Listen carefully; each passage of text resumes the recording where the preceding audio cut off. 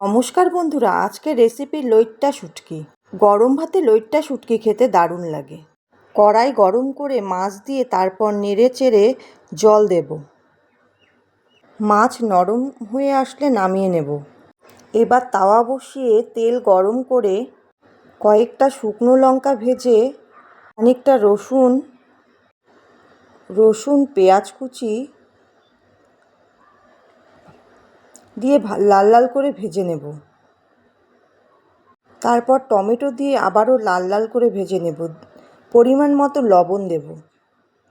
সামান্য হলুদ দিয়ে আবারও ভালো করে কষিয়ে লাল লাল করে ভেজে তুলে রাখব।